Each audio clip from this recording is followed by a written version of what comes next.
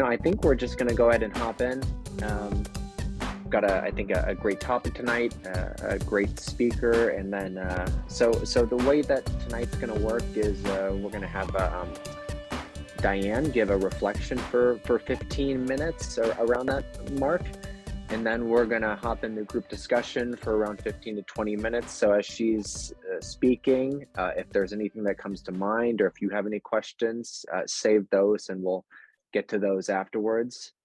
But we want this to be a discussion, and Diane's gonna open us with a reflection. So for those of you who are not familiar with what the series is about, the series is called Theologies of Transformation and Actions for Justice, in which we go through our 10 Interfaith Action principles.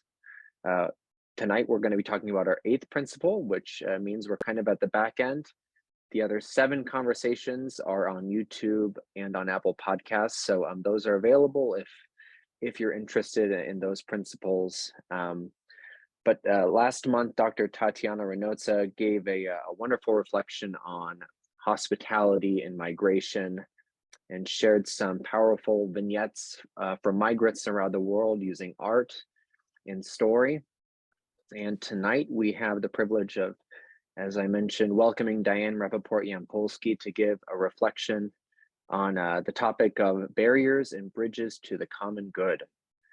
Diane is a member of Temple B'nai Shalom in Benton Harbor. And before I turn it over to you to Diane, if it's okay, I'm going to share my screen as I have done and just read the principle for the group, so we all have a sense of what's going on here. All right. Principle 8. We advance the value of the common good as an essential guard against greed and power. Democracy without values of justice, equity, inclusion, and public responsibility results in an individualism which threatens our common good. In striving for the common good, we believe in a metric of equality of outcome, not a metric of opportunity. We are aware that patterns of consumerism and materialism impact the fulfillment of our common good and also threaten the future of our common home. So there's a lot there, and we're very grateful to you, Diane, for unpacking a bit of that for us. But I'll stop sharing and at this time hand it over to you. Thank you, Stephen. Thank you for giving me this opportunity. Remember when COVID first hit back in 2020 with social distancing and masks, and then with vaccines in 2021, 2022? There was and still is the debate about individualism and the common good. In ethical discussions among leaders of conservative and Reform Judaism, there was little hesitation as to whether or not to mask, social distance, or get the vaccine. The common good, the community's needs outweighed individual choice. Now you can see this in many Jewish rituals and practices. Many prayers require a minyan, at least 10 Jews to be present. The Mortar's Kaddish, one of the most sacred prayers in Judaism, which is recited at the burial of a loved one and on anniversaries, requires a minyan. The bereaved person should not be alone and is comforted by a minyan. The confession, the prayer that Jews repeat and repeat and repeat aloud on Yom Kippur, the Day of Atonement, is said in the plural.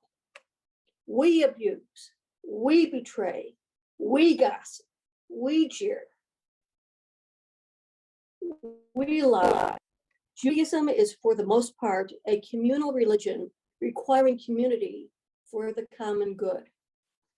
Maybe this concept of community has been a factor in sustaining Judaism through several millennia. With COVID, it was a no-brainer that getting the vaccine was for the common good. For the good of the community, for the common good, all of us needed to be vaccinated. It is one of the ways that we love our neighbor. As an aside, there was more debate in conservative Judaism about turning Zoom on and off during Shabbat than there was about the vaccine. A belief in the sustenance of community is therefore a bridge toward the common good. Now, what exactly is the common good? The common good is a notion that originated over 2,000 years ago in the writings of Plato, Aristotle, and Cicero. The Second Vatican Council defines the common good as the sum of those conditions of social life which allows social groups and their individual members relatively thorough and ready access to their own fulfillment. Oh, that was quite a mouthful. The American philosopher John Rawls has defined the common good as certain general conditions that are equally to everyone's advantage. The common good then consists of having social systems, institutions, and environment on which we all depend work in a manner that benefits all people. It might seem that since all citizens benefit from the common good, we would all willingly respond to urgings that we each cooperate to establish and maintain the common good. This is not so. One of the barriers to promoting the common good is individualism. According to the University of Virginia, the US repeatedly ranks as the most individualistic country in the world. We live in an individualistic culture. Our historic traditions place a high value on individual freedom, on personal rights, and on allowing each person to do their own thing. Our culture views society as comprised of separate, independent individuals who are free to pursue their own individual goals and interests without interference from others. The sentiments of self-reliance, I'm a self-made man, or people should pull themselves up by their own bootstraps, assuming they have boots, carry the spirit of individualism. The common good requires sacrifice. And in this individualistic culture, it is difficult, perhaps impossible, to convince people that they should sacrifice some of their freedom, some of their personal goals, and some of their self-interest for the sake of the common good. Our cultural traditions, in fact, reinforce the individual who thinks that they should not have to contribute to the community's common good, but should be left free to pursue their own personal ends. Some of our recent local school board races and actions by anti-vaxxers come to mind. Linked to individualism are individual rights. America's legal system is based on the Bill of Rights, the rights of individual citizens. In some ways, individual rights might seem to be the opposite of the common good. But I'd say there's another way to look at this. The common good approach encourages us to recognize how the freedoms and support we enjoy as individuals in pursuit of our own happiness are made possible by the sustained welfare of our community life. Another barrier today in achieving more of the common good, unfortunately, is the US Supreme Court. Let's look at the implications of the two cases, Harvard and the University of North Carolina, that are in front of the Supreme Court now regarding affirmative action in higher education admissions. At issue is the 2003 case, Grutter versus Bollinger, where the court ruled that universities may consider race in their admission processes to achieve diversity on campus. It was held that there was a compelling state interest to ensure a critical mass of students from minority groups. Furthermore, it was held that there is a compelling interest in obtaining the educational benefits that flow from a diverse student body. All students benefit from affirmative action. Having diverse classmates promotes a stimulating exchange of ideas and viewpoints. It prepares all students for living and working in our increasingly diverse society. Now, I want to say something about affirmative action. Our country has always had de facto affirmative action. This might sound like a radical thought, but there has been affirmative action since our founding. It has been affirmative action for rich white males. Due to generational wealth enhanced by our tax system and other factors, the elite have always had more access to better education. There has never been a level playing field for everyone. And if there is not a level playing field, justice requires an opportunity intervention to ultimately achieve equity in outcomes. In Grutter, affirmative action by race was that intervention. We know where we're heading.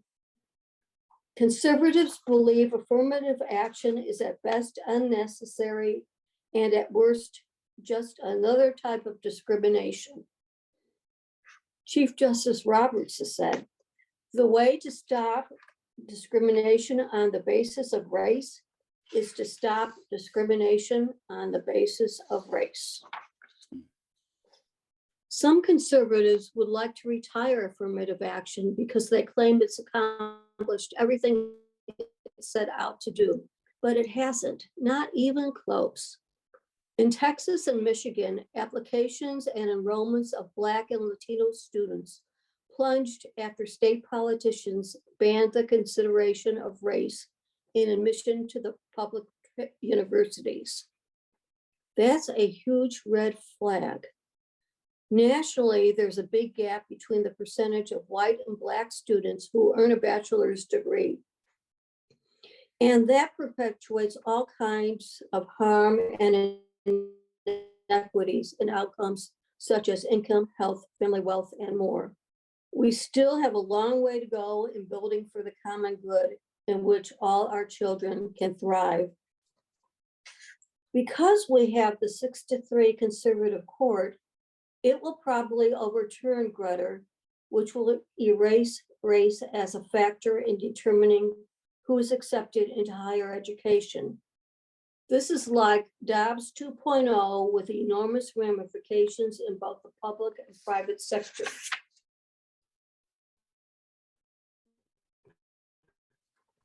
And let's pause. What will happen if the court overrules Grutter and allows instead for the consideration of class or income or neighborhood as a factor in admissions? Won't that be good enough? I say no, and I point to the PBS documentary Unnatural Causes, which found that race was a major determinant of health status and health disparities, and demonstrated how institutional racism manifests in healthcare. If race is a major determinant of health status, might it also be a major determinant of educational status? I'm guessing that most of the people in our interfaith group have watched Unnatural Causes, which debuted in 2008. Its findings are still relevant. If you haven't watched it, put it on your list.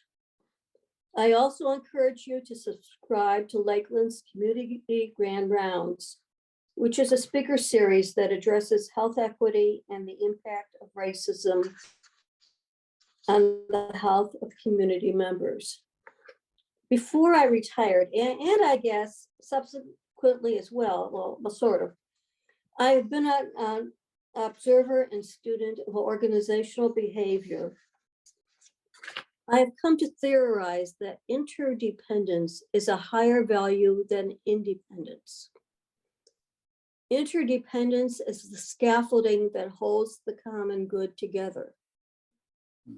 Does interdependence, does the common good lead to greater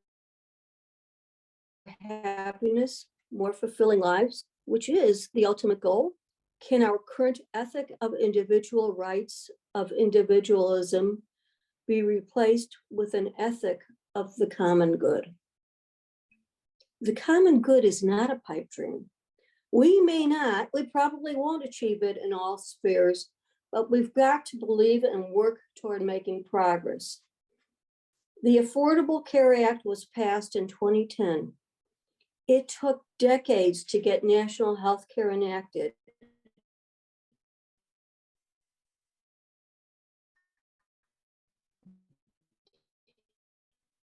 And although Obamacare did not meet all of our realized, we practice justice, equity, inclusion, and public responsibility. The ethic of the common good requires us to reflect on broad questions regarding the type of society we want to become and how we are to achieve that society. It challenges us to view ourselves as members of the same community and to respect and value each individual's uniqueness. Do not be daunted by the enormity of the world's grief. Do justly now. Love mercy now. Walk humbly now. You are not obligated to complete the work, but neither are you free to abandon it. Amen.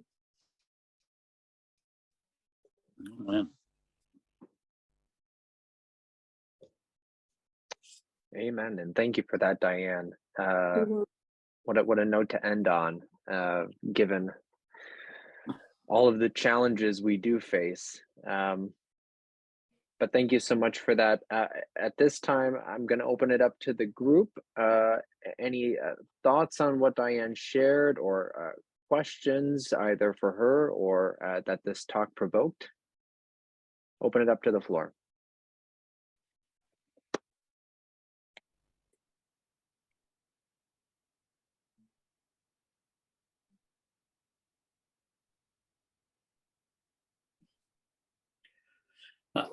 Let me start by saying, Diane, I was really struck at the outset by kind of the ritualistic practice of the minyan as a reinforcer of community and investment in common good. And as someone who was raised Protestant, I hung my head in recognizing the role of the Protestant work ethic as kind of a negative individualistic opposite of minyan and community and common good. And how that is reflected, as you portrayed, in the vaccine and masking debate, and that within Jewish communities, that was less of an issue than it was in many Christian communities.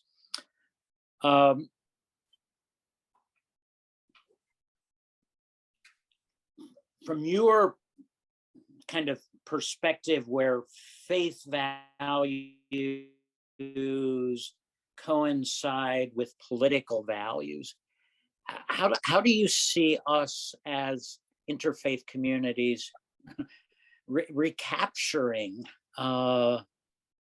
common good values in our public sphere?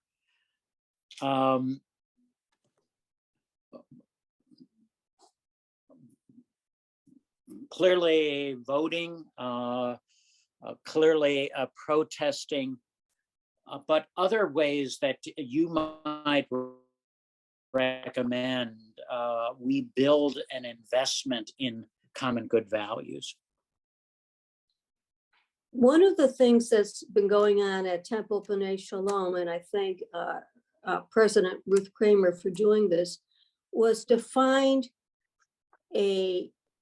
an activity, a cause that everybody in the synagogue could agree upon.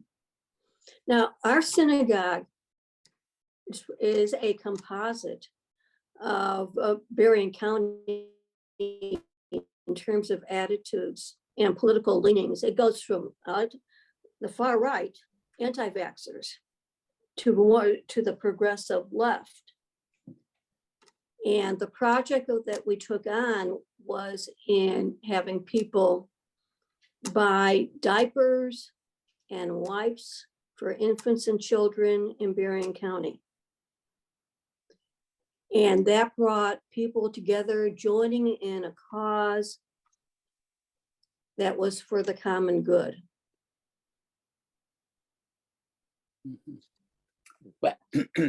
But I'm intrigued, given kind of the members of B'nai Shalom reflecting the full political continuum, as to why vaccines and masking was not a controversial discussion.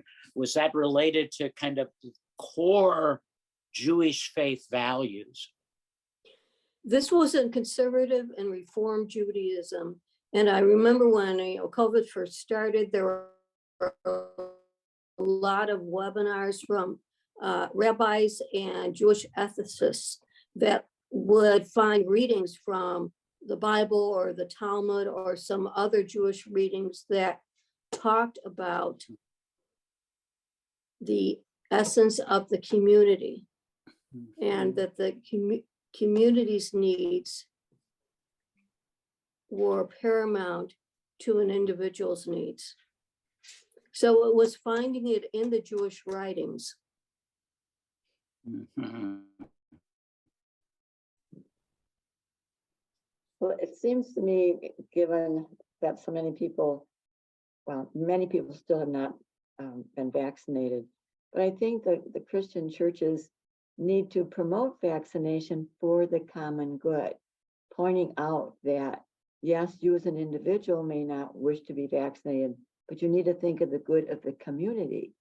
And therefore, hopefully more people would be motivated to receive the vaccination.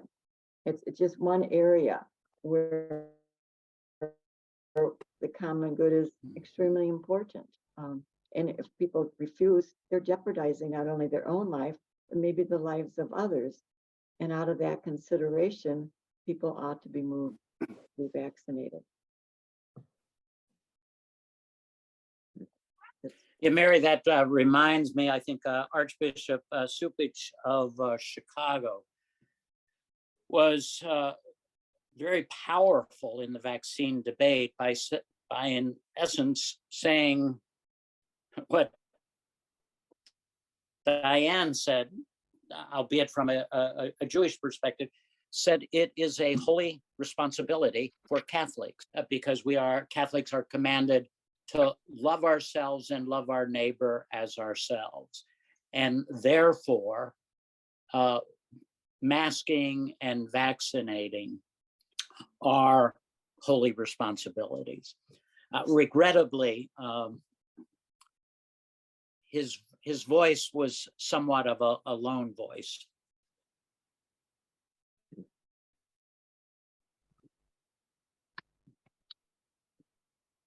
I have a question, Diane, for you and for potentially others in the group. At the end of the presentation, you talked about how the common good is not just a pipe dream; it's something that could be achieved. We can't have equitable access to healthcare and housing, and in all the common goods, all the public goods in our society. I know we talked about it a little bit, but what's really getting in the way of that? Why are people forgoing that vision in which we all have access to these things? It seems clearly better when you're given a vision, but what gets in the way of that in your estimation? I think that in more of theoretical isn't the right word, but because of our individualistic culture, we want to go it, people want to go it their own way. And self-interest is considered by some to be more important than the common interest. And I think there's not a realization that in many times that common good will allow for individual rights and interests as well.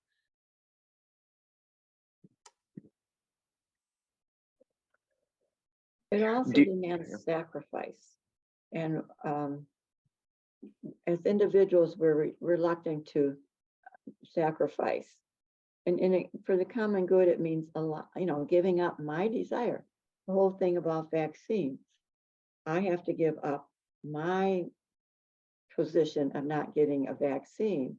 I don't want to make that sacrifice of getting one for the common good. We're not a people who might say voluntarily make sacrifices. We often make sacrifices that are demanded by family or health or work. But to deliberately say fast from food to make a sacrifice so someone else may have, we're more reluctant to do that.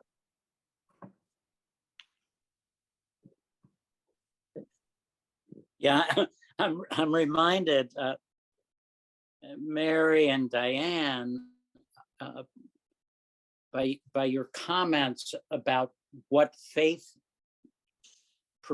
can potentially prepare us for relative to the common good. I'm thinking of fasting in Judaism, fasting in Islam, fasting in Christianity, that may be preparatory rituals to instruct us as to sacrifice for the common good, as to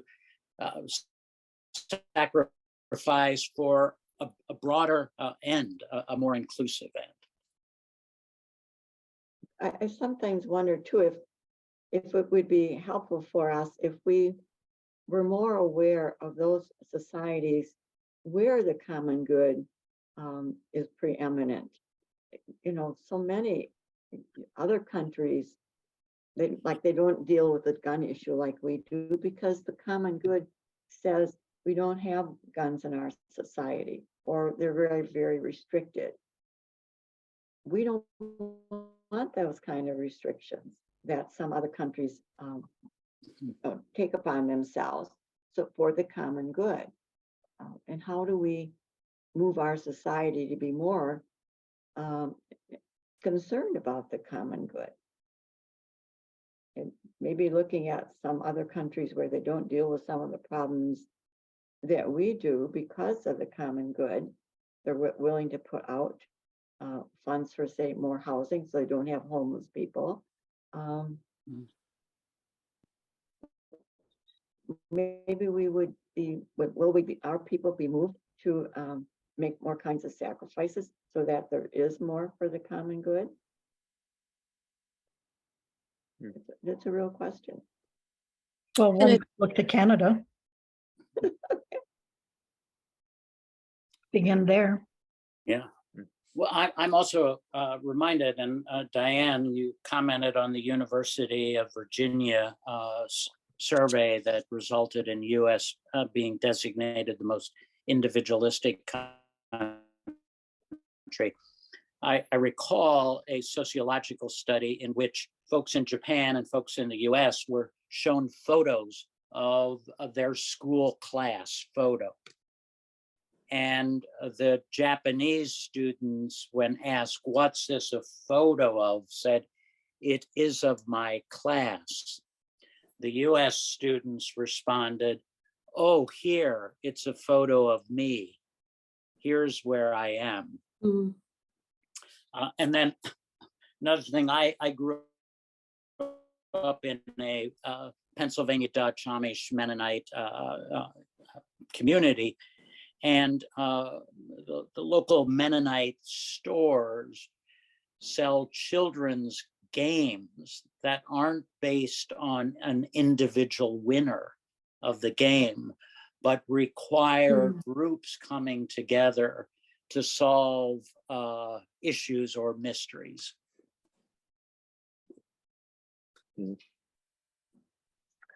That's really interesting that you mention games that you know, if any of you have played some board games, yeah, and usually there's an individual winner. Ironically, one of the games that some people were playing in my circles pre-pandemic was the game Pandemic. Have any of you heard of this board game? No. No, it's the only game where the only way that you win is if you all win together. And so I'm now connecting this, and that was I think what a lot of people saw as sort of different about the game was that there wasn't an individual winner. You had to win together. Not many board games or games are like that, but anyways, that came to mind when you mentioned that. So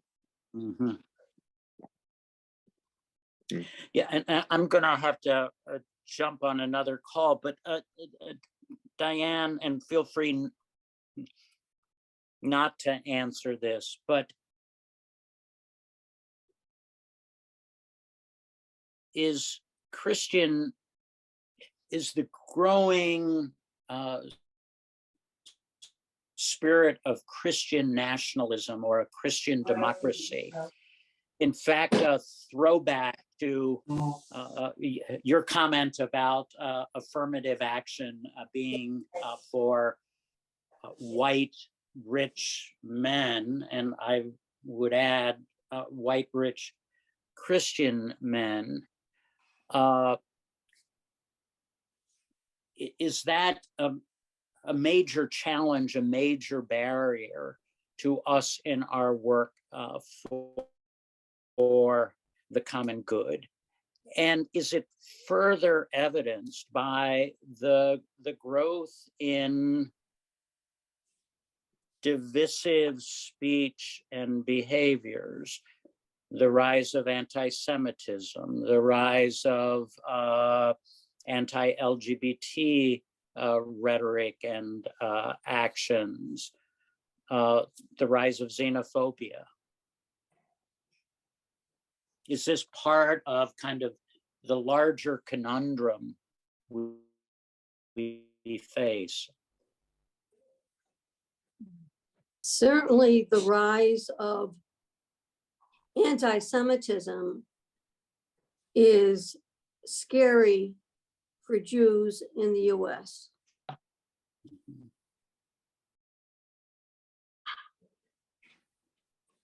We are fortifying our synagogue because of the rise in anti-Semitism. And the anti-Semitism is part of the greater, what we would see as white nationalism in the US. And I'm sure many of us here would agree that the white majority is no longer going to be the majority, and you want to hold on to the privilege that you had and don't want to let it go. And so all steps to use affirmative action to increase access and ultimate better lives for minorities is really being tested. And what we need is great leadership to embolden peacefully people to protest and get out to vote and talk more about the idealism and the practicality of the common good. I've thought of that comparison of COVID as a war and thought of how our country has behaved in the past with other wars. Like, I mean, I think about World War II and like the sacrifices that my grandparents made, the way our country just rallied. And I mean, families didn't see each other. There were soldiers who never met their children. I mean, huge sacrifices for this effort. So our country's capable of massively rallying behind a good cause for the common good, because we've done it before. And I think, like, everyone's earlier points, it comes down to leadership. We had the terrible tragedy of horrible leadership that not only didn't rally us behind this effort, but actually was like counterproductive to it.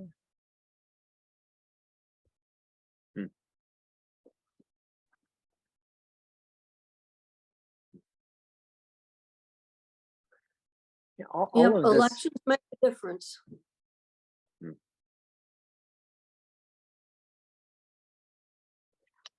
Yeah, all of this conversation is making me think about the question of, widely speaking, in the U.S., whether we really see ourselves as a community. Because if we don't, then there aren't common goods that we would seek together. There's only private goods within our circles. I think that individualism, we think about it as just a me thing, but I think individualism also extends to just private communities. For my individual group, we want these goods, and we're going to get them however we can. So I guess, can we have a vision of the common good without a broader sense of community in the US? And how can interfaith work and faith communities be an example of what that community looks like? That's a question for Diane, or if anyone has thoughts on that. The common good may be too broad a goal. Along with individualism, we are a pluralistic society. And in a democracy, you have interests of different groups vying for limited resources. So maybe on one topic, like with Obamacare, it finally was passed. And I really do think that was an achievement of the common good. So we might not get it in all spheres. We probably won't. But we could find allies, interfaith and outside of the faith communities, if we want to choose something that is a little bit more narrow than the great all-encompassing common good. And also, this is something that I told Steve and before I gave this talk, because I was struggling. You could tell my husband's in the other room, and he heard me struggling. And what I was struggling with was our individualism and the common good diametrically opposed. I think for the most part they are, but I know when I see having to make a choice between binary choices, I feel like I've got to weave, and then maybe I can hold two thoughts in tension, but two thoughts at the same time. And this is an interfaith group, and I know I'm going off course, but I've also often dealt with faith and doubt. Can I hold both faith and doubt together? And I go back and forth and back and forth, but it doesn't make me less idealistic or less saying that I'm faithful or the faithless.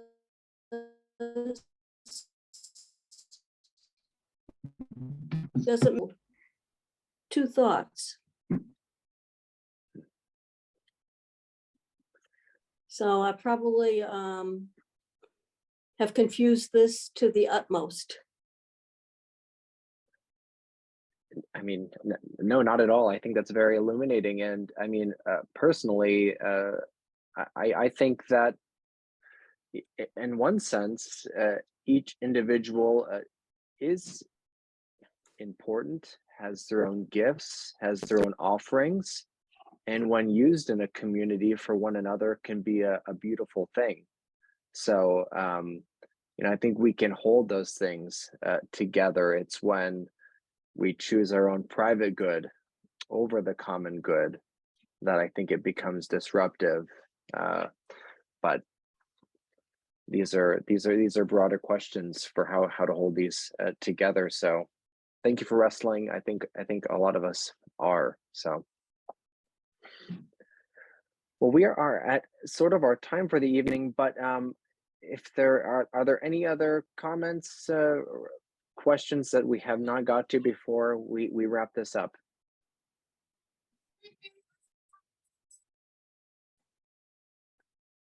No. Well, Diane. No, go for it. I want to reach out to Diane. We're in the synagogue together. She did a great job tonight. And Stephen, you did a great job as well. Yeah, thank you so much, Diane. Yeah. So the metaphor for where y'all are is on the side of the road during a battle that would go on for a lifetime. We just moved along a few miles toward whatever the goal is. And so this little underground group of people, scholars and believers, getting together and talking like this may sound like we can't get a lot done, but we can, because we can go out and talk to other people and sort of get the job done. We have to. We have no choice but to do that. Yeah, you know what, David, that's actually how I was going to end this. I want to end on your words, Diane, which were do justice now, do mercy now, walk humbly now. We're not obligated to complete the work, but neither are we free to abandon it. And I want to leave us with your wonderfully composed thought there from, of course, the Hebrew scriptures. So thank you so much, everyone, for being here. And we look forward to having you for our next two conversations, the next, which is in just a few weeks. But in the meantime, have a happy Thanksgiving, and we'll hopefully see you around. Thanks, everyone. Thank you. Thank you, everybody. Happy Thanksgiving. Yeah.